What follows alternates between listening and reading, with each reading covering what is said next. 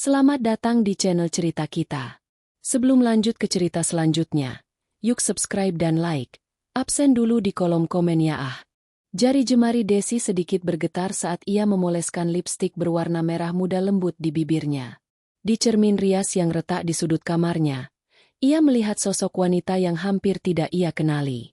Hari ini, ia mengenakan kebaya brokat berwarna krem yang ia jahit sendiri selama 3 bulan terakhir, menyisihkan waktu di sela-sela shift malamnya sebagai pelayan toko kelontong. Baginya, kebaya ini bukan sekadar pakaian. Ini adalah simbol perjuangan, harapan, dan cinta yang tulus untuk Rian. "Kau terlihat sangat cantik, Desi," bisiknya pada bayangannya sendiri. Ada secercah binar di matanya.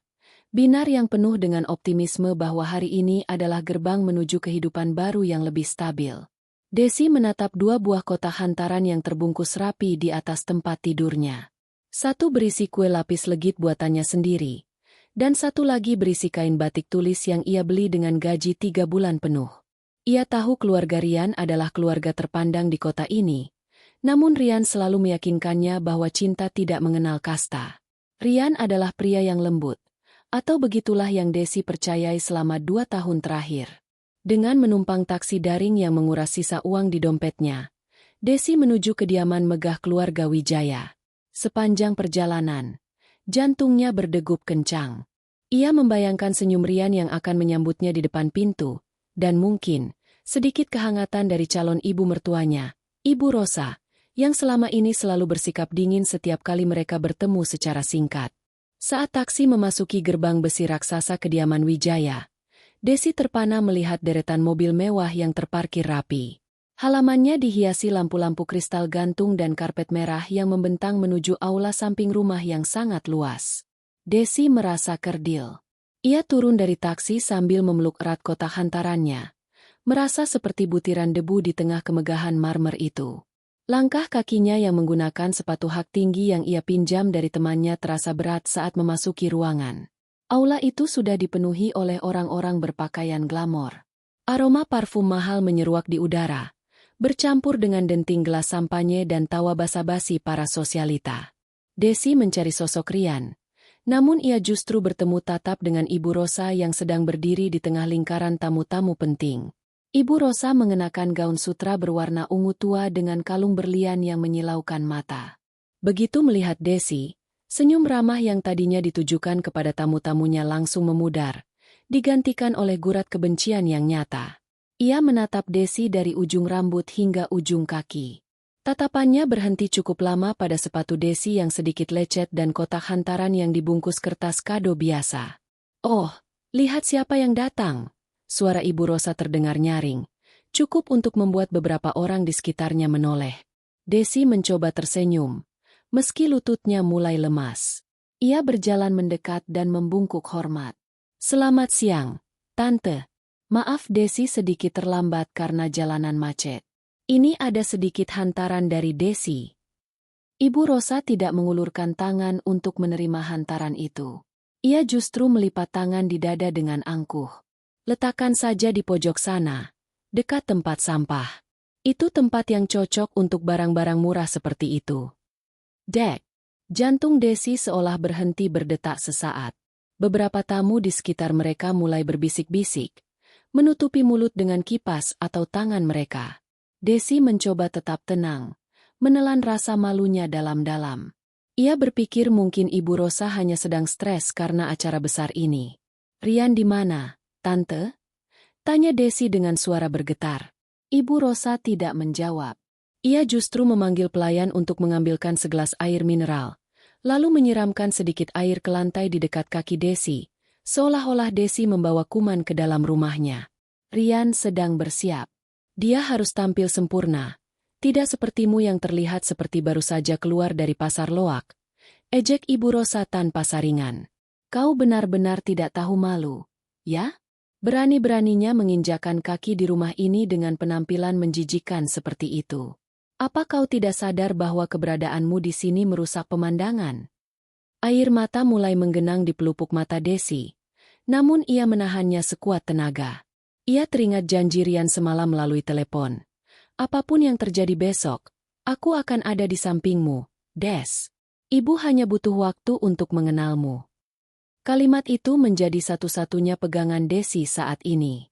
Ia berjalan menuju sudut ruangan, meletakkan hantarannya dengan tangan gemetar. Ia merasa seperti alien di planet yang salah.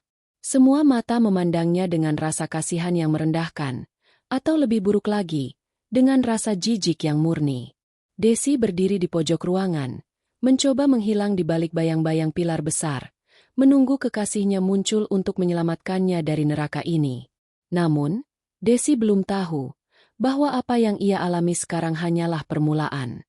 Badai yang sesungguhnya baru saja akan dimulai saat Rian melangkah keluar ke panggung kecil di ujung aula. Desi melihat Rian keluar dengan setelan jas hitam yang sangat tampan. Untuk sesaat, harapan Desi kembali membumbung. Ia melambaikan tangan kecil ke arah Rian, berharap pria itu akan berlari ke arahnya dan menggenggam tangannya di depan semua orang. Namun, Rian bahkan tidak menoleh. Ia berjalan tegak menuju ibunya, berdiri di samping Ibu Rosa dengan ekspresi wajah yang sulit diartikan. Ibu Rosa kemudian mengambil mikrofon dari atas meja, memberikan tanda kepada pemusik untuk berhenti sejenak. Keheningan yang mencekam menyelimuti ruangan itu. Hadirin sekalian, terima kasih telah datang. Suara Ibu Rosa bergema melalui pengeras suara. Sebelum kita mulai, saya ingin menunjukkan sesuatu yang sangat menarik kepada kalian semua. Sebuah pertunjukan tentang betapa naifnya seseorang yang bermimpi terlalu tinggi. Mata Ibu Rosa langsung tertuju tajam ke arah Desi yang berdiri di pojok. Firasat buruk mulai mencabik-cabik hati Desi. Ia ingin lari, tapi kakinya seolah terpaku di lantai marmer yang dingin itu. Hari yang ia impikan sebagai awal kebahagiaan, perlahan-lahan berubah menjadi panggung eksekusi bagi harga dirinya. Aula besar itu seketika senyap. Suara denting gelas kristal tak lagi terdengar, digantikan oleh bisik-bisik spekulasi yang menjalar seperti api di antara para tamu. Desi merasakan seluruh aliran darahnya naik ke wajah. Ia berdiri mematung di balik pilar, namun lampu sorot ruangan tiba-tiba bergeser, seolah sengaja diarahkan oleh operator atas perintah Ibu Rosa, tepat ke arah tempat Desi berdiri. Ibu Rosa tersenyum penuh kemenangan melihat Desi yang tampak seperti rusa yang terpojok di tengah jalan raya. Dengan langkah anggun namun penuh racun, Ibu Rosa berjalan ke tengah panggung kecil, memegang mikrofon dengan jemari yang dihiasi cincin zamrud besar. Hadirin sekalian, kolega bisnis, dan keluarga besar Wijaya yang saya hormati. Suara Ibu Rosa menggema, stabil dan tajam. Banyak dari kalian bertanya-tanya mengapa hari ini tidak ada dekorasi pertunangan yang megah. Itu karena hari ini memang bukan hari pertunangan. Hari ini adalah hari di mana saya ingin memberikan pelajaran moral kepada kita semua tentang tahu diri. Ia menunjuk ke arah Desi dengan telunjuknya yang lentik. Wanita yang kalian lihat di sana, yang berdiri dengan kebaya murah dan wajah memelas itu, adalah Desi. Dia adalah seorang pelayan toko kelontong yang entah bagaimana caranya berhasil merayu putra saya, Rian, agar mau menjadikannya kekasih. Desi merasa bumi di bawah kakinya berguncang. Ia mencoba mencari mata Rian, memohon dalam diam agar pria itu menghentikan kegilaan ibunya.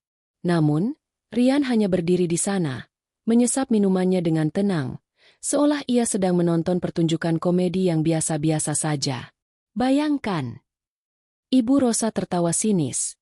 Suaranya melengking lewat pengeras suara. Dia datang ke sini membawa kue lapis murahan dan kain batik pasar, berharap bisa menukarnya dengan marga Wijaya. Dia bermimpi menjadi menantu di rumah ini, duduk di meja makan ini, dan menggunakan uang kami untuk mengangkat derajat keluarganya yang entah ada di mana. Ibu Rosa berjalan mendekati Desi, membuat para tamu memberikan jalan seolah-olah Desi adalah wabah yang harus dihindari. Dengar baik-baik, Desi. Saya katakan ini di depan semua orang agar kau tidak punya muka lagi untuk muncul di depan putra saya. Ibu Rosa berhenti tepat 2 langkah di depan Desi. Aroma parfumnya yang sangat kuat terasa mencekik. Ia menatap Desi dengan kebencian yang murni.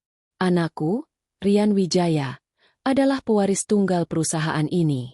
Dia dididik untuk bersanding dengan putri bangsawan atau pengusaha kaya, bukan dengan wanita kotor dan miskin sepertimu. Kau tidak lebih dari sekadar noda di lantai marmer kami. Bagaimana mungkin kau berpikir bahwa kau pantas berada di sini? Kau itu sampah, Desi. Dan sampah seharusnya tahu tempatnya. Di luar, di pinggir jalan, bukan di dalam istana. Kata-kata itu menghantam dada Desi lebih keras daripada pukulan fisik manapun. Wanita kotor dan miskin. Sebutan itu terus berdengung di telinganya. Desi melihat ke sekeliling. Para wanita cantik dengan gaun jutaan rupiah menutup mulut mereka sambil tertawa kecil. Para pria parubaya memandangnya dengan tatapan kasihan yang menghina. "Tante, apa salah saya?" Suara Desi nyaris tak terdengar, tercekat di tenggorokan. "Saya mencintai Rian dengan tulus. Saya bekerja keras untuk cinta." Ibu Rosa memotong dengan tawa menggelegar. "Cinta tidak bisa membeli saham. Cinta tidak bisa menjaga reputasi keluarga kami. Kau hanya menggunakan kata tulus sebagai topeng untuk menutupi sifat matremu. Kau ingin pansos, bukan? Kau ingin keluar dari kemiskinanmu dengan cara instan melalui rahimmu." Hinaan itu sudah melampaui batas. Desi merasakan air mata yang sejak tadi ia tahan kini mulai mendesak keluar. Namun, ia tidak ingin menangis. Ia tidak ingin memberikan kepuasan pada wanita iblis di depannya ini. Ia kembali menoleh pada Rian, berharap ada satu kata pembelaan, satu langkah maju untuk menggenggam tangannya. "Rian, tolong katakan sesuatu," lirih Desi. Ibu Rosa ikut menoleh pada putranya. "Rian, sayang, ayo beritahu wanita ini apa pendapatmu tentang rencana pernikahan yang dia mimpikan itu." Rian melangkah maju. Ia meletakkan gelasnya di atas meja pelayan dengan santai. Ia menatap Desi, bukan dengan tatapan hangat yang selama 2 tahun ini Desi terima, melainkan dengan tatapan kosong dan dingin yang belum pernah Desi lihat sebelumnya. "Desi," ujar Rian pendek. "Ibu benar.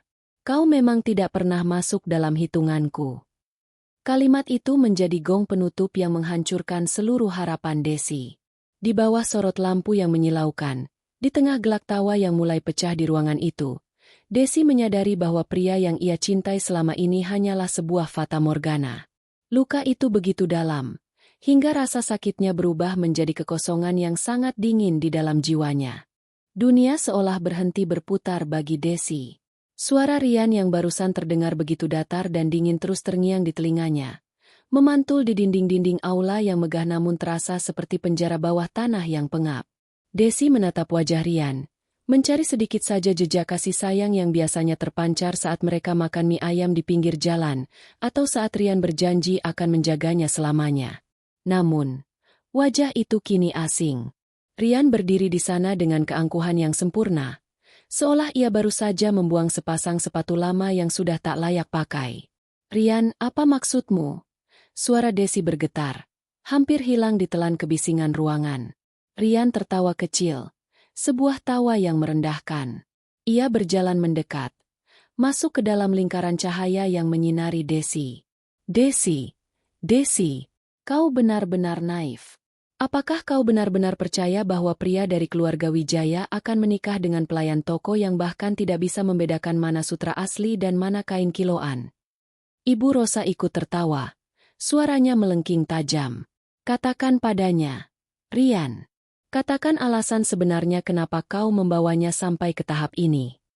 Rian merogoh saku jasnya, mengeluarkan ponselnya, dan menunjukkannya kepada beberapa temannya yang berdiri di barisan depan. "Kalian ingat taruhan kita 6 bulan lalu di klub? Aku bilang aku bisa membuat wanita paling suci dan paling miskin di kota ini jatuh cinta setengah mati padaku hanya dalam waktu singkat. Dan lihatlah, aku berhasil." Dia bahkan sudah menyiapkan baju pengantin di kepalanya. Gelak tawa pecah di seluruh penjuru aula. Teman-teman Rian bersorak. Beberapa di antaranya mengacungkan jempol ke arah Rian seolah ia baru saja memenangkan piala bergengsi. Desi merasa jantungnya diremas oleh tangan tak kasat mata. Seluruh perhatian, pesan manis setiap malam, dan perhatian-perhatian kecil yang diberikan Rian selama 2 tahun ini, ternyata hanyalah sebuah lelucon? Sebuah bahan taruhan di meja judi pria-pria kaya yang bosan dengan hidup mereka? "Jadi, selama ini aku hanya taruhan?"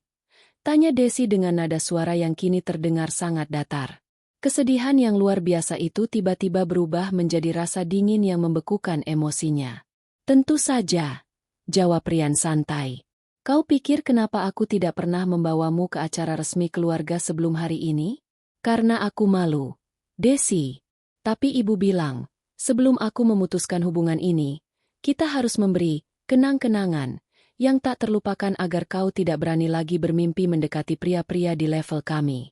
Dan hari ini, misi itu selesai. Ibu Rosa maju selangkah, menatap Desi dengan pandangan jijik yang sangat dalam.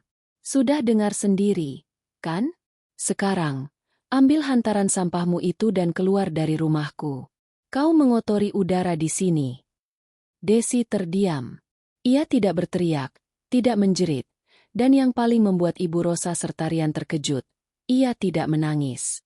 Desi menarik napas panjang, membiarkan oksigen yang terasa beracun itu memenuhi paru-parunya. Ia menatap Rian tepat di matanya. Tatapan yang begitu tajam hingga membuat Rian sedikit tersentak dan membuang muka. Desi kemudian merogoh saku kebayanya. Ia mengeluarkan sebuah cincin perak sederhana dengan permata kecil yang harganya mungkin tak sampai 1 juta rupiah. Cincin yang diberikan Rian setahun lalu saat mereka merayakan hari jadi. Dengan gerakan yang sangat tenang dan elegan, Desi meletakkan cincin itu di atas meja marmer di samping gelas sampahnya Rian. Terima kasih, Rian. Ujar Desi dengan suara yang sangat jernih, terdengar jelas di tengah keheningan yang mendadak muncul kembali. Terima kasih karena hari ini kau telah menunjukkan wajah aslimu. Terima kasih karena kau telah melepaskanku dari masa depan yang penuh dengan kepalsuan dan kebusukan hati. Apa kau bilang? Bentak Ibu Rosa, merasa tersinggung dengan kata kebusukan hati. Desi tidak memedulikan Ibu Rosa. Ia melirik kotak hantarannya di sudut ruangan, lalu kembali menatap Rian dan ibunya. Hantaran itu memang murah bagi kalian, tapi itu adalah hasil dari kerja keras yang jujur. Sesuatu yang tidak akan pernah kalian pahami karena kalian terbiasa hidup dari menjilat harga diri orang lain. Desi membalikkan badan. Ia berjalan dengan punggung tegak. Kepalanya mendongak dengan penuh martabat. Setiap langkah kakinya yang mengenakan sepatu murah itu berbunyi tegas di atas lantai marmer. Ia tidak menoleh sedikit pun, bahkan saat mendengar tawa ejekan Rian yang kembali pecah di belakangnya. Pergi sana, wanita miskin. Jangan lupa cuci kakimu setelah keluar dari sini. Teriak salah satu tamu yang ingin mencari muka di depan Ibu Rosa. Desi terus berjalan. Ia melewati pintu besar kediaman Wijaya, meninggalkan lampu-lampu kristal yang berkilauan, meninggalkan pria yang ia kira adalah belahan jiwanya, dan meninggalkan penghinaan yang akan segera ia balas dengan cara yang tak pernah mereka bayangkan. Di luar, hujan mulai turun membasahi bumi. Desi berdiri di bawah rintik hujan, menatap gerbang megah itu untuk terakhir kalinya. Ia merogoh sebuah ponsel lain dari saku rahasia di balik kebayanya. Sebuah ponsel dengan teknologi mutakhir yang tidak pernah ia tunjukkan pada siapapun. Ia menekan satu nomor cepat. Hanya dalam satu dering, suara pria paruh baya yang berwibawa terdengar di seberang sana. Halo, ayah? Penyamaranku sudah selesai. Jemput aku sekarang. Aku ingin mengakhiri semua sandiwara kemiskinan ini. Senyum tipis yang sangat dingin tersungging di bibir Desi. Badai yang sesungguhnya baru saja akan bergerak menuju keluarga Wijaya, dan Desi sendiri yang akan menjadi pusat badai tersebut. Air hujan turun semakin deras, membasuh sisa-sisa bedak dan air mata yang sempat mengering di pipi Desi. Ia berdiri di pinggir jalan raya, tepat di depan gerbang megah kediaman Wijaya yang kini tampak seperti monumen keangkuhan. Kebaya brokatnya yang basah kuyup terasa berat, namun beban di hatinya justru terasa jauh lebih ringan. Ada sebuah kekuatan baru yang mengalir dalam nadinya. Sebuah kekuatan yang selama setahun ini ia simpan rapat-rapat di bawah kedok seorang gadis yatim piatu yang malang. Tak sampai 5 menit setelah ia menutup telepon, sebuah iring-iringan 3 mobil mewah berwarna hitam legam membelah kegelapan malam. Mobil paling depan, sebuah Rolls-Royce Phantom, berhenti tepat di depan Desi. 2 orang pria berbadan tegap dengan setelan jas hitam kedap air segera turun dan membukakan payung besar untuknya. Selamat malam, Nona muda Desi. Kami datang untuk menjemput Anda, ujar salah satu pria itu dengan nada bicara yang penuh hormat, membungkuk dalam seolah-olah Desi adalah seorang ratu. Desi masuk ke dalam mobil. Di dalam kabin yang kedap suara dan beraroma kayu cendana itu, duduk seorang pria parubaya dengan rambut yang mulai memutih namun memiliki tatapan mata yang setajam elang. Itu adalah Bapak Hardianto, pemilik Hardianto Group, salah satu raksasa ekonomi yang gurita bisnisnya menjangkau hingga mancanegara. Ayah, sapa Desi lirih. Hardianto menatap putri tunggalnya dengan tatapan nanar. Ia melihat kebaya Desi yang basah dan wajah putrinya yang pucat. Dengan tangan gemetar karena menahan amarah, ia menyelimuti bahu Desi dengan jas wol mahalnya. Apakah mereka menyakitimu, sayang? Suara Hardianto berat dan penuh wibawa. Ayah sudah katakan sejak awal, sandiwara wasiat ibumu ini terlalu berbahaya. Mencari cinta sejati dengan berpura-pura miskin hanya akan mengundang serigala-serigala rakus. Desi menyandarkan kepalanya di jok kulit mobil yang empuk. Mereka tidak hanya menyakitiku.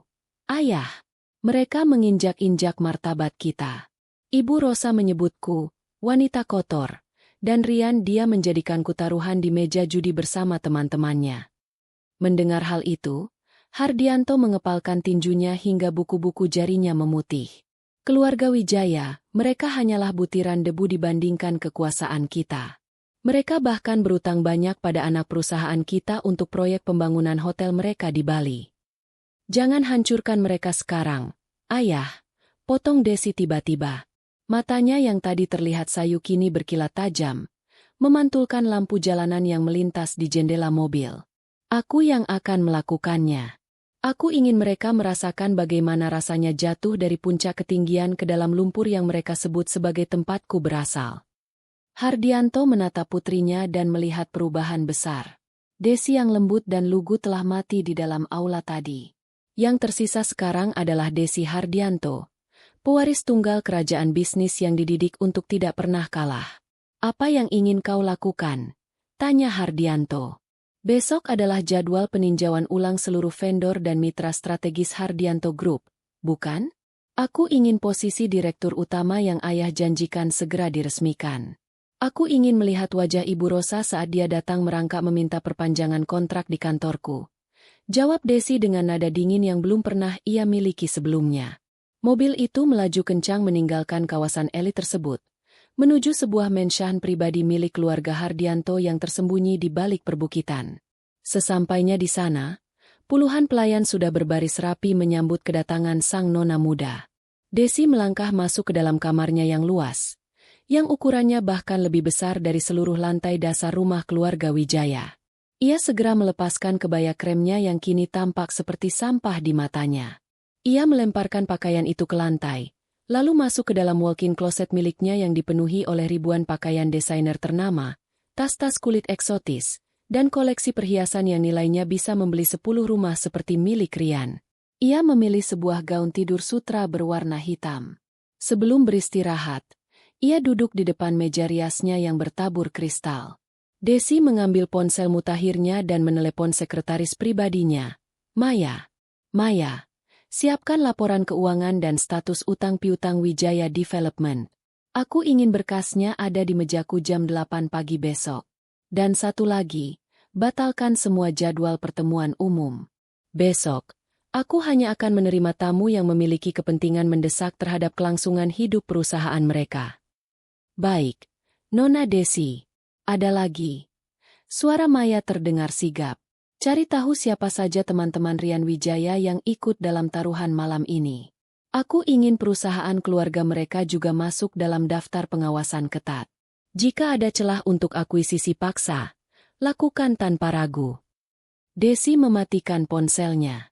Ia menatap bayangan dirinya di cermin. Gadis pelayan toko yang malang itu sudah pergi.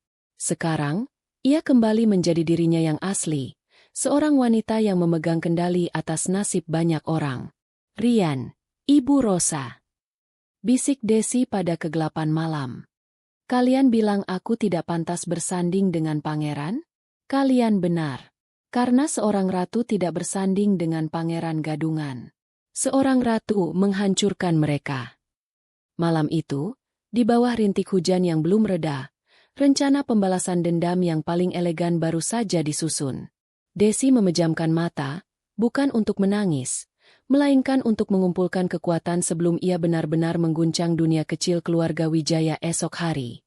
Sinar matahari pagi menembus jendela kaca setinggi langit-langit di kamar utama Menshan Hardianto.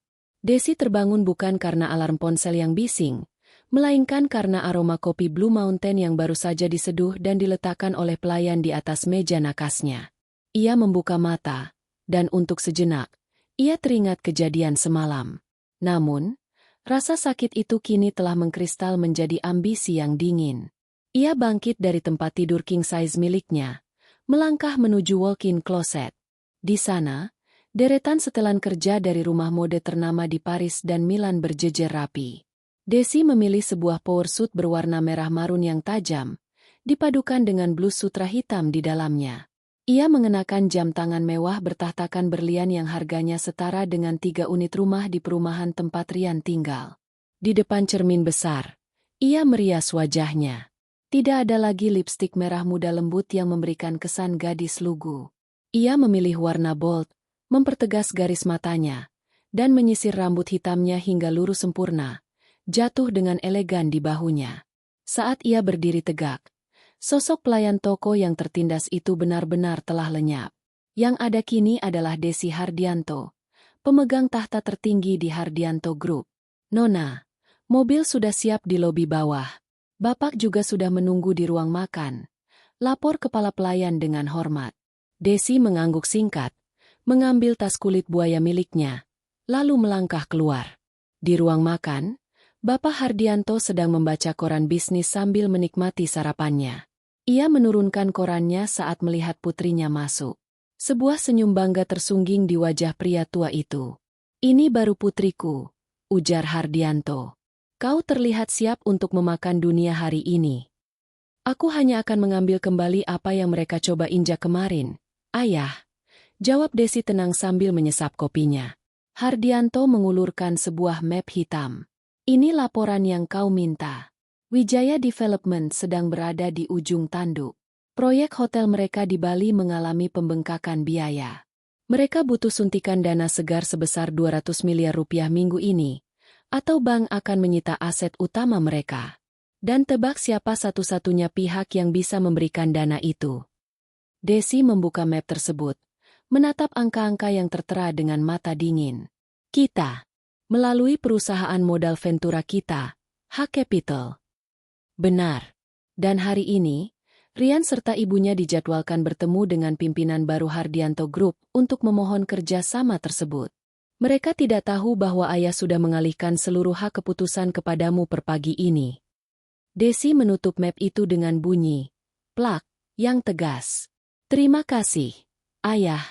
Biarkan mereka menunggu di lobi kantor sedikit lebih lama. Aku ingin mereka merasakan bagaimana rasanya menjadi orang yang tidak dianggap." Gedung pencakar langit Hardianto Group berdiri kokoh di pusat distrik bisnis Jakarta. Saat mobil Rolls-Royce Desi tiba, barisan staf eksekutif sudah berdiri menyambut di depan lobi. Maya, sekretaris pribadi Desi, segera mendekat dan menyerahkan tablet berisi jadwal hari ini. "Selamat pagi, Ibu Direktur. Bapak Rian Wijaya dan Ibu Rosa Wijaya sudah tiba 10 menit yang lalu.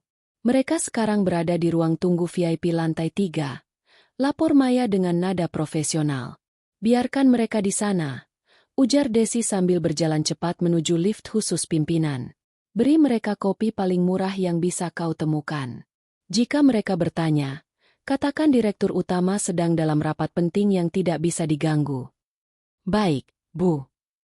Desi memasuki ruang kantornya yang luas di lantai 50.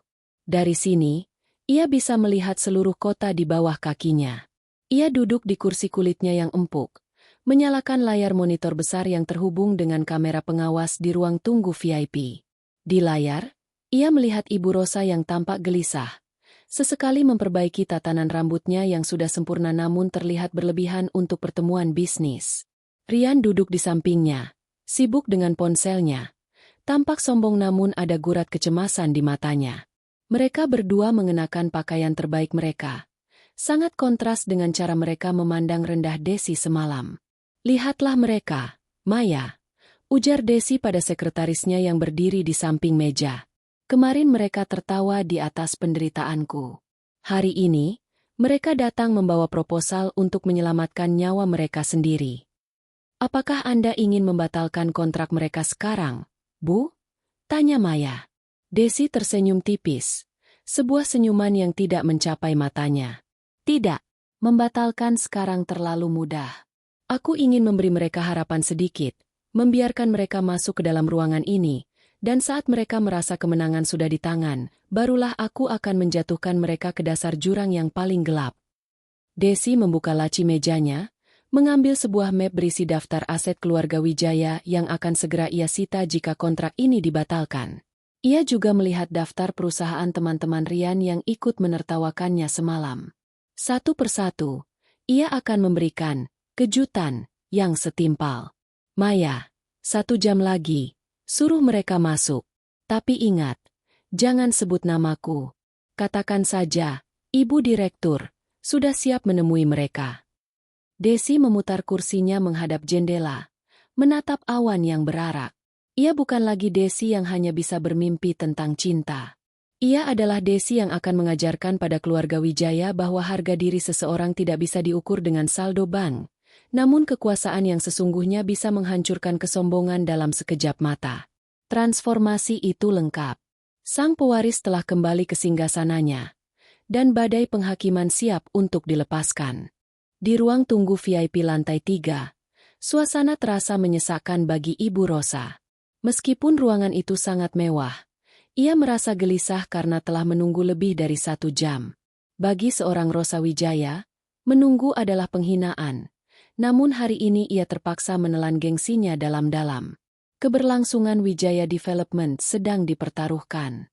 Jika mereka gagal mendapatkan komitmen investasi dari Hardianto Group hari ini, besok pagi berita kebangkrutan mereka akan menghiasi halaman depan setiap surat kabar bisnis. Rian, rapikan dasimu. Jangan terlihat seperti orang yang sedang kalah. Desis Ibu Rosa tajam sambil melirik putranya yang tampak lesu. Rian memperbaiki letak dasi sutranya dengan malas. Ibu, tenanglah. Ayah bilang pimpinan baru Hardianto Group adalah seorang wanita. Biasanya wanita lebih mudah luluh jika kita memberikan presentasi yang emosional tentang potensi proyek hotel kita. Lagi pula, siapa yang akan menolak kerjasama dengan keluarga Wijaya? Ibu Rosa mendengus sombong. Benar, kita hanya butuh tanda tangannya. Setelah dana cair, kita bisa kembali ke posisi semula. Dan syukurlah kau sudah membuang beban itu semalam. Bayangkan jika wanita miskin itu masih bersamamu, dia pasti akan menjadi noda jika kita bertemu dengan orang-orang penting seperti direktur utama perusahaan ini. Rian tertawa kecil, teringat kejadian semalam. Desi, dia mungkin sekarang sedang menangis di kamarnya yang sempit sambil menghitung uang receh. Dia benar-benar pengalih perhatian yang bagus untuk menghilangkan stres sebelum pertemuan besar ini, Bu. Tepat saat kata-kata itu keluar dari mulut Rian, pintu ruang tunggu terbuka.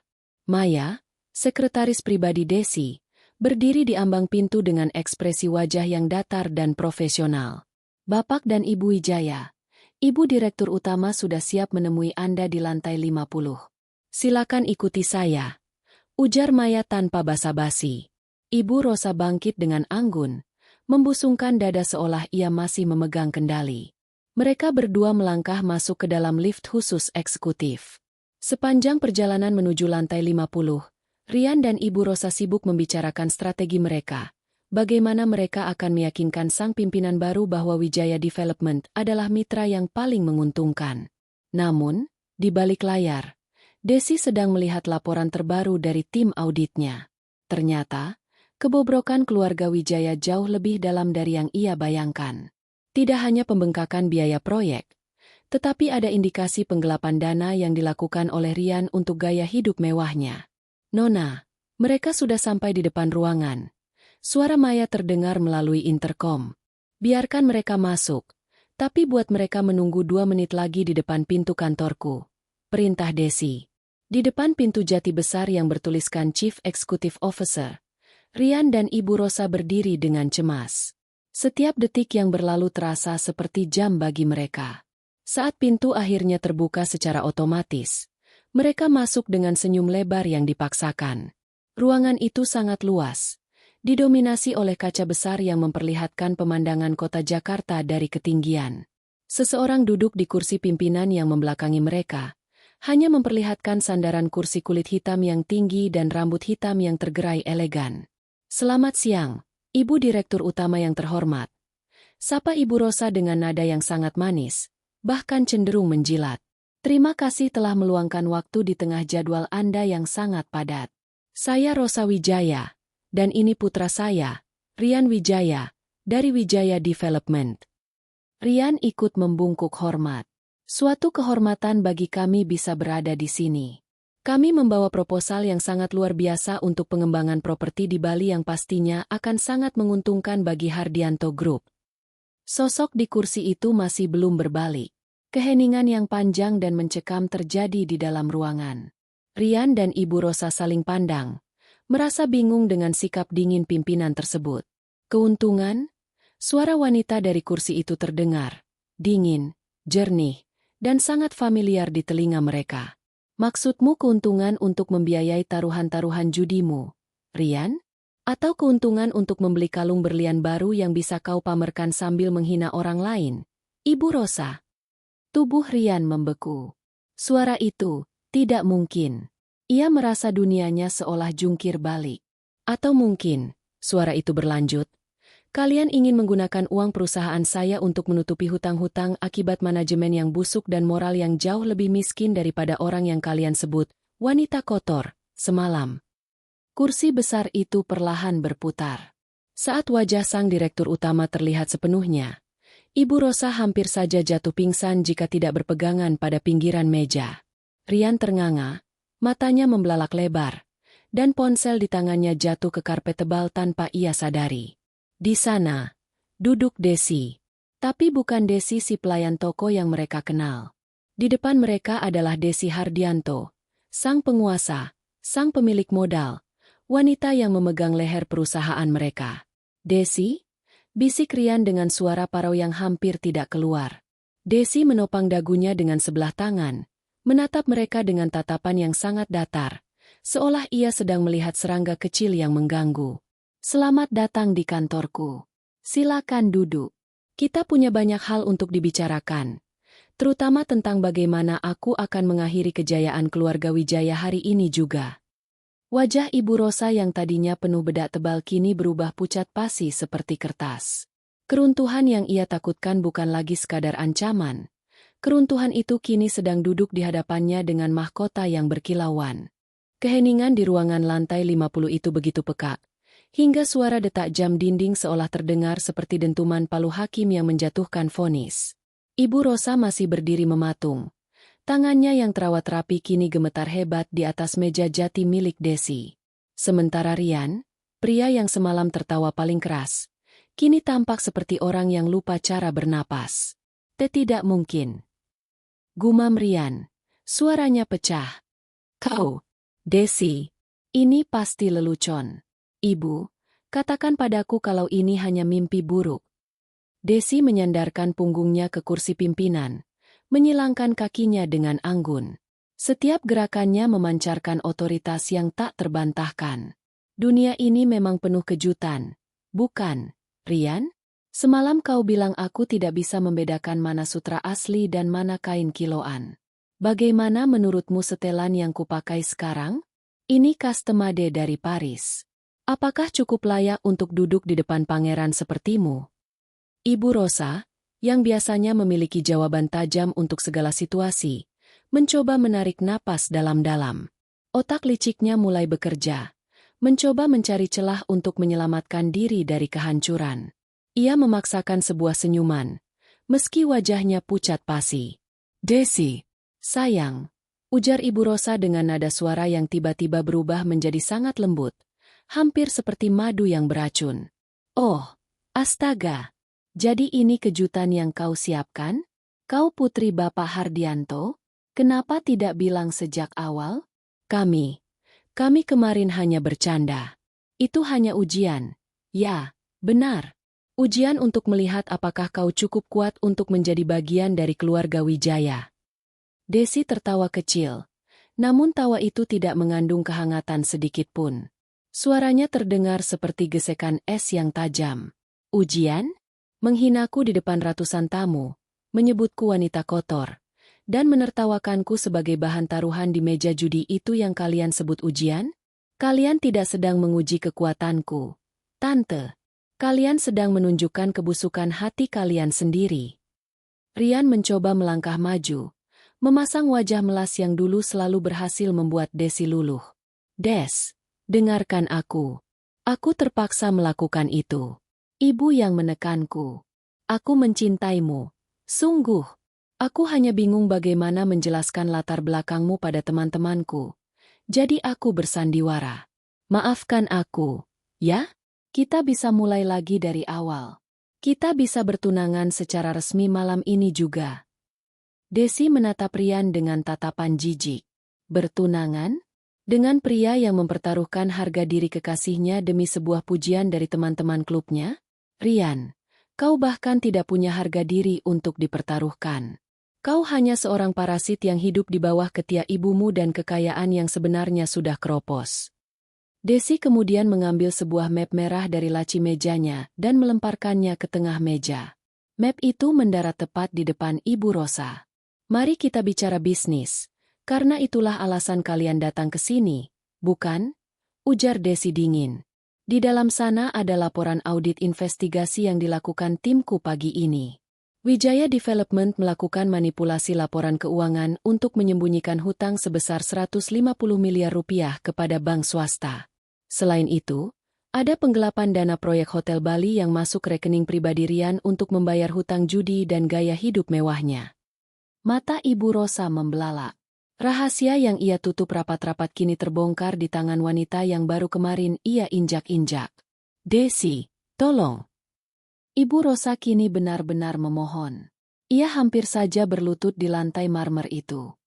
Jika Hardianto Group tidak mencairkan dana investasi itu sore ini, aset kami akan disita. Rumah kami, mobil kami semuanya. Kami akan hancur.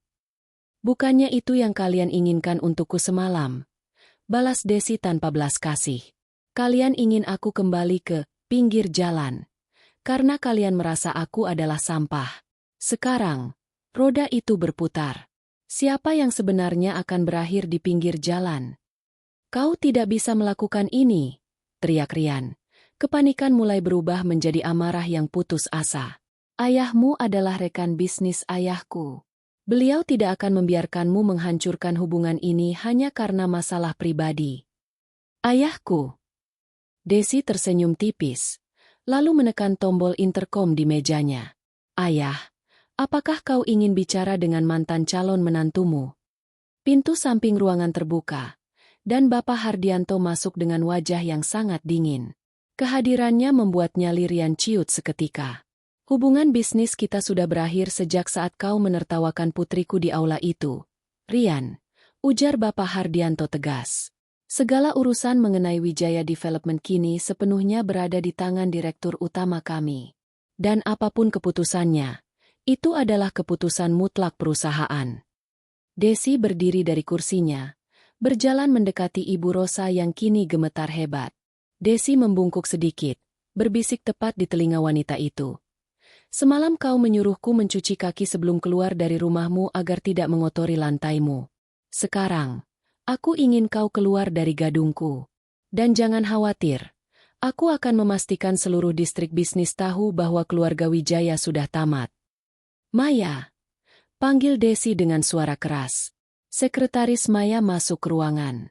Iya, Bu Direktur. Antarkan tamu-tamu ini keluar. Pastikan mereka tidak mengambil apapun dari gedung ini. Bahkan udara yang mereka hirup pun terlalu berharga untuk mereka. Perintah Desi.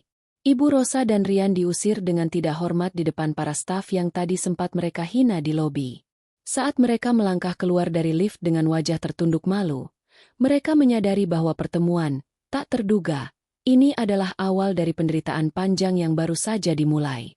Desi berdiri di jendela kantornya, melihat mereka pergi, bukan dengan dendam yang meluap, melainkan dengan kepuasan dingin seorang ratu yang baru saja menyingkirkan pengkhianat dari kerajaannya. Suasana di lobi utama Hardianto Group masih terasa panas meski pendingin ruangan bekerja maksimal. Kabar tentang pengusiran keluarga Wijaya dari lantai 50 menyebar secepat kilat di antara para karyawan. Rian dan Ibu Rosa berjalan keluar dengan langkah gontai. Wajah mereka yang tadi penuh keangkuhan kini layu seperti bunga yang tersiram air keras. Namun, Desi belum selesai dengan mereka. Ia tidak hanya ingin mereka pergi. Ia ingin mereka mengerti bahwa setiap kata hinaan memiliki harga yang sangat mahal. Desi berdiri di balkon dalam yang menghadap langsung ke arah lobi bawah. Ia menyaksikan dari ketinggian bagaimana Ibu Rosa mencoba menutupi wajahnya dengan tas Hermes miliknya. Tas yang sebentar lagi mungkin harus ia jual untuk makan. Saat beberapa jurnalis ekonomi yang entah bagaimana sudah mengendus berita kejatuhan mereka mulai mendekat. Maya, panggil Desi tanpa mengalihkan pandangan. Iya, Bu Direktur. Maya berdiri sigap di belakangnya. Instruksikan tim hukum untuk segera mengirimkan surat pembatalan kerjasama secara permanen. Dan pastikan klausul penalti akibat manipulasi data keuangan mereka diaktifkan. Aku ingin semua aset yang mereka jaminkan segera diproses untuk penyitaan. Ujar Desi dengan nada setajam silet. Baik, Bu. Bagaimana dengan rekan-rekan Rian yang ikut dalam taruhan itu? Desi tersenyum tipis. Oh, mereka. Aku sudah melihat daftar perusahaannya. Sebagian besar dari mereka adalah vendor penyedia material untuk proyek-proyek kita. Kirimkan surat pemutusan kontrak kepada mereka juga. Katakan bahwa Hardianto Group tidak bekerja sama dengan perusahaan yang dipimpin oleh orang-orang dengan integritas moral rendah. Biarkan mereka tahu bahwa berteman dengan Rian adalah investasi terburuk dalam hidup mereka. Sementara itu, di dalam mobil yang melaju menjauhi gedung, suasana terasa seperti di dalam peti mati. Rian memukul kemudi mobilnya dengan frustrasi. Ini gila. Bagaimana mungkin si pelayan toko itu bisa menjadi putri Hardianto? Ibu, kita harus melakukan sesuatu. Ayah akan membunuhku jika tahu perusahaan hancur karena ulahku semalam. Ibu Rosa tidak menjawab. Ia hanya menatap kosong keluar jendela. Pikirannya melayang pada kata-kata yang ia ucapkan semalam. Anakku tak pantas bersama wanita kotor dan miskin sepertimu. Kata-kata itu kini kembali padanya seperti bumerang, menghantam ulu hatinya hingga sesak. Ia yang selama ini merasa paling suci dan paling kaya, kini justru terlihat seperti pengemis di mata dunia. Tiba-tiba, ponsel Rian berdering berkali-kali. Itu adalah telepon dari ayahnya, Bapak Wijaya. Dengan tangan gemetar, Rian mengangkatnya. Halo, Ayah. Apa yang kau lakukan, Rian? Suara teriakan dari seberang telepon begitu keras hingga bisa terdengar oleh Ibu Rosa. Baru saja aku menerima notifikasi bahwa semua rekening perusahaan dibekukan. Pihak bank menelepon bahwa jaminan gedung kantor kita sedang dalam proses sita karena intervensi Hardianto Group. Apa kau menyinggung mereka saat rapat tadi? Ayah, ini bukan salahku. Direktur barunya adalah Desi. Rian tergagap. Air mata ketakutan mulai mengalir di pipinya. Desi? Siapa Desi? Tunggu. Maksudmu gadis yang kau hina semalam di pesta itu? Gadis yang kau jadikan taruhan itu? Suara Bapak Wijaya terdengar seperti raungan singa yang terluka. Kau bodoh. Kau menghancurkan kerja keras 30 tahunku hanya untuk sebuah taruhan bodoh dengan teman-teman berandalanmu. Jangan pulang ke rumah jika kau tidak bisa mendapatkan maaf darinya. Sambungan telepon terputus. Rian menatap ponselnya dengan tatapan kosong. Ia menoleh ke arah ibunya. Ibu, ayah mengusirku. Ibu Rosa akhirnya bersuara, namun suaranya terdengar pecah. Bukan hanya kau, Rian. Kita semua sudah terusir. Lihat itu. Ia menunjuk keluar jendela. Mobil mereka baru saja melewati sebuah papan reklame digital raksasa milik Hardianto Group di pusat kota. Di sana, wajah Desi terpampang dengan sangat elegan sebagai pimpinan baru, dengan kutipan di bawahnya. Integritas adalah kemewahan yang tidak bisa dibeli dengan uang. Rian merasa harga dirinya hancur berkeping-keping. Wanita yang dulu selalu menyiapkan makan siangnya, wanita yang selalu tersenyum meski ia maki, kini berada di tempat yang bahkan tidak bisa ia raih dalam mimpi. Ia teringat bagaimana Desi menatapnya di kantor tadi. Tatapan yang tidak lagi mengandung cinta, benci, ataupun dendam. Hanya ada kekosongan. Dan bagi Rian, dianggap tidak ada oleh Desi jauh lebih menyakitkan daripada dimarahi. Di meja kebesarannya, Desi menutup laptopnya. Ia mengambil foto kecil yang ia simpan di laci. Foto dirinya saat masih menjadi pelayan toko, memakai seragam kumal namun tersenyum tulus. Ia merobek foto itu menjadi dua. Masa lalu sudah selesai, bisik Desi pada ruangan yang sepi. Ia menyadari bahwa wajah di balik meja kebesaran ini bukan lagi wajah gadis yang mencari cinta. Ini adalah wajah seorang wanita yang telah belajar bahwa dunia tidak memberikan tempat bagi mereka yang lemah. Ia telah menunjukkan wajah aslinya, dan sekarang, ia akan memastikan bahwa tak seorang pun akan pernah berani merendahkannya lagi. Roda nasib telah berputar penuh. Desi telah naik ke atas, sementara keluarga Wijaya sedang meluncur bebas menuju kehancuran yang mereka gali sendiri. Pagi itu, gerbang utama gedung Hardianto Group tampak lebih dijaga ketat dari biasanya. Namun, sebuah pemandangan kontras terjadi di trotoar depan gedung. Rian Wijaya, pria yang biasanya tampil klimis dengan setelan jas seharga puluhan juta, kini tampak berantakan. Kemejanya kusut, matanya sembab, dan ia berdiri di sana sejak fajar menyingsing hanya untuk satu tujuan, bertemu dengan Desi. Di sampingnya, Ibu Rosa tampak jauh lebih menyedihkan. Ia tidak lagi mengenakan gaun sutra atau perhiasan berlian. Ia hanya mengenakan pakaian sederhana yang tampak kusam, mencoba menutupi wajahnya dari tatapan sinis orang-orang yang lewat. Kabar mengenai kebangkrutan Wijaya Development telah meledak di media sosial. Aset-aset mereka mulai disita satu persatu. Rumah mewah mereka sudah dipasangi garis pengaman oleh bank, dan semua rekening mereka sudah tak bisa diakses. Rian, kita harus berhasil, bisik Ibu Rosa dengan suara parau. Jika Desi tidak mencabut tuntutannya, ayahmu benar-benar akan masuk penjara karena kasus penggelapan dana itu. Rian hanya diam, menatap pintu kaca besar yang tak mungkin lagi ia masuki dengan kepala tegak. Saat mobil Rolls-Royce hitam milik Desi melambat untuk memasuki area gedung, Rian nekat berlari ke tengah jalan, menghadang mobil tersebut. Desi! Desi, tolong buka pintunya. Teriak Rian sambil memukul-mukul kaca mobil yang gelap. Mobil berhenti mendadak. Dua pengawal bertubuh kekar segera keluar dan meringkus Rian, menjauhkannya dari badan mobil. Namun, sebuah perintah dari dalam mobil membuat mereka berhenti. Kaca jendela belakang perlahan turun, menampakkan wajah Desi yang mengenakan kacamata hitam. Ia tampak begitu tenang, kontras dengan kekacauan yang ada di depannya. "Lepaskan dia," ujar Desi singkat. Rian segera bersimpuh di samping pintu mobil, diikuti oleh Ibu Rosa yang kini benar-benar berlutut di atas aspal yang panas.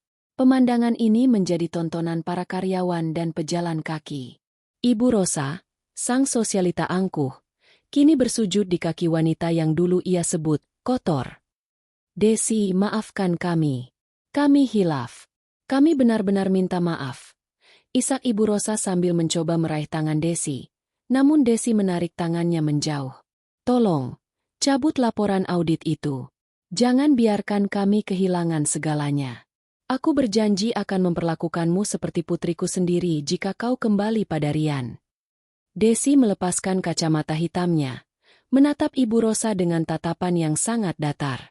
"Menjadi putri Anda? Setelah Anda mengatakan bahwa saya tidak pantas berada di istana Anda? Tante, bukankah Anda bilang sampah harus tahu tempatnya di pinggir jalan? Nah, lihatlah ke sekeliling. Sekarang, siapa yang sebenarnya berada di pinggir jalan?" Ibu Rosa tersedak oleh tangisnya sendiri. Kata-katanya di masa lalu kini menjadi duri yang menusuk tenggorokannya. "Des, aku mohon." Rian menyela. Suaranya gemetar. "Aku tahu aku bajingan. Tapi taruhan itu hanya karena aku ditekan oleh teman-temanku. Aku benar-benar mencintaimu. Ingat masa-masa kita di kedai mie ayam dulu? Ingat saat kita bermimpi punya rumah kecil? Aku bersedia meninggalkan semuanya asal kau kembali bersamaku." Desi tersenyum tipis, sebuah senyuman yang penuh dengan kepahitan. "Rian, kau tidak mencintaiku. Kau hanya mencintai bayangan diriku yang bisa kau kendalikan dan kau hina sesukamu. Dan sekarang, kau mencintai kekuasaan yang ada di belakang namaku. Jika aku masih Desi si pelayan toko, apakah kau akan berlutut di sini hari ini? Rian terdiam. Jawaban, tidak, seolah tertulis jelas di wajahnya. Masa-masa di kedai mie ayam itu adalah kenangan yang paling menyedihkan bagiku, lanjut Desi. Bukan karena makanannya, tapi karena aku menyadari betapa bodohnya aku mencintai pria yang bahkan tidak berani menggandeng tanganku saat teman-temannya lewat. Kau bilang kau bersedia meninggalkan segalanya? Terlambat. Rian, segalanya sudah meninggalkanmu lebih dulu. Desi memberi tanda kepada sopirnya untuk kembali melaju. Rian mencoba mengejar, namun pengawal menghalanginya. Desi, kau tidak bisa sekejam ini. Kami hanya manusia biasa yang berbuat salah, teriak Rian frustrasi. Desi menoleh sedikit sebelum kaca mobil tertutup rapat. Menghina martabat orang lain bukan sekadar kesalahan, Rian. Itu adalah pilihan karakter. Dan setiap pilihan memiliki konsekuensi. Nikmatilah konsekuensi yang kau pilih sendiri. Mobil itu meluncur pergi, meninggalkan Rian dan Ibu Rosa di tengah debu jalanan. Mereka hanya bisa menatap asap knalpot mobil Desi yang menjauh, menyadari bahwa pintu maaf itu tidak hanya tertutup, tapi sudah terkunci rapat dan kuncinya telah dibuang ke dasar laut. Segala permohonan, air mata, dan janji manis yang mereka tawarkan hari ini hanyalah sisa-sisa kesombongan yang sudah membusuk. Desi tidak lagi merasa perlu membalas dengan amarah. Melihat mereka memohon di tempat yang dulu mereka anggap rendah adalah balasan yang jauh lebih dari cukup. Perjalanan mereka menuju kehancuran total kini sudah tidak bisa dihentikan lagi. Pagi yang cerah menyelimuti kota, namun bagi keluarga Wijaya, ini adalah hari kiamat yang nyata. Berita mengenai penyitaan aset dan penangkapan Bapak Wijaya atas tuduhan penyelewengan dana serta manipulasi pajak menjadi topik utama di seluruh saluran televisi. Gedung megah Wijaya Development kini telah disegel dengan pita merah kuning, sementara para karyawannya berhamburan mencari kepastian nasib. Di sebuah kontrakan sempit di pinggiran kota yang pengap, Rian duduk di lantai semen tanpa alas. Tidak ada lagi kasur empuk. Tidak ada lagi aroma pengharum ruangan mahal. Yang ada hanyalah bau sisa hujan yang merembes dari atap yang bocor. Di sudut ruangan, Ibu Rosa duduk terisak, menatap satu-satunya tas bermerek yang berhasil ia selamatkan, yang kini pun tak ada gunanya karena tak ada lagi acara sosialita yang akan mengundangnya. Ini semua karena wanita itu.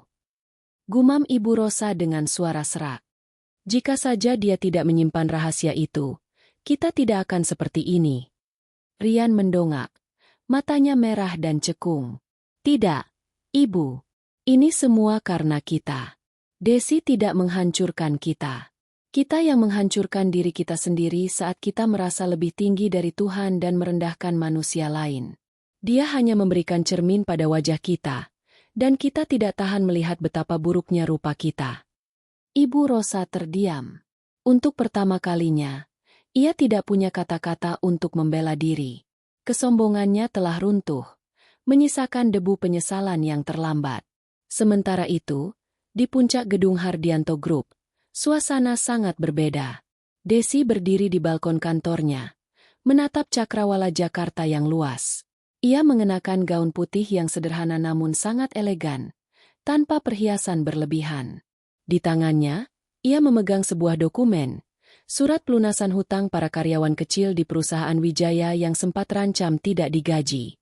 Desi memastikan bahwa meskipun pimpinannya hancur, orang-orang kecil yang jujur di bawahnya tetap terlindungi. Maya masuk ke ruangan dengan langkah tenang. Ibu Direktur, semua proses akuisisi telah selesai. Wijaya Development kini resmi menjadi bagian dari Divisi Pembangunan Perumahan Rakyat Hardianto Group. Sesuai instruksi Anda, gedung lama mereka akan diubah menjadi pusat pelatihan kerja bagi anak yatim dan kaum duafa. Desi tersenyum tipis. Terima kasih, Maya. Pastikan mereka mendapatkan fasilitas terbaik. Aku ingin tempat itu, yang dulunya menjadi simbol keangkuhan, kini menjadi tempat lahirnya harapan bagi orang-orang yang sering dianggap tidak layak oleh dunia. Baik, Bu. Dan ada surat untuk Anda dari penjara. Dari Bapak Wijaya. Maya menyerahkan sebuah amplop coklat. Desi membukanya. Di dalamnya hanya ada secari kertas bertuliskan tangan. Terima kasih karena tidak menghancurkan seluruh martabat keluargaku. Terima kasih telah menyelamatkan karyawan-karyawanku. Aku menerima hukuman ini sebagai penebusan dosaku dan putraku. Maafkan kami. Desi melipat kembali surat itu. Ia tidak merasakan luapan kegembiraan atau kemenangan yang berlebihan. Yang ia rasakan hanyalah ketenangan. Balas dendam terbaik, pikirnya, bukan melihat musuh mati, melainkan melihat mereka menyadari kesalahan mereka sementara kita terus tumbuh menjadi pribadi yang lebih baik. Tak lama kemudian, Bapak Hardianto masuk ruangan. Ia merangkul bahu putri tunggalnya dengan bangga. Kau sudah melakukannya dengan sangat baik, Desi. Ibumu pasti sangat bangga melihatmu di sana. Kau membuktikan bahwa mahkota yang sesungguhnya bukan terbuat dari emas, tapi dari hati yang kuat dan adil. Aku hanya menjalankan apa yang benar, Ayah, jawab Desi lembut. Dulu aku berpikir cinta adalah segalanya. Tapi sekarang aku tahu, harga diri dan prinsip adalah pondasi. Tanpa itu, cinta hanya akan membuat kita menjadi budak. Desi berjalan menuju meja kerjanya, mengambil sebuah bingkai foto baru. Di dalamnya adalah foto dirinya bersama sang ayah dan tim manajemennya. Semua tersenyum tulus. Ia meletakkannya di tempat foto lamanya yang sudah ia robek tempo hari. Ponselnya bergetar. Sebuah pesan masuk dari nomor yang tidak dikenal. Namun ia tahu itu adalah Rian. Des, hari ini aku mulai bekerja sebagai kuli bangunan di proyek pinggiran. Aku lelah, tapi untuk pertama kalinya, aku merasa jujur pada diriku sendiri.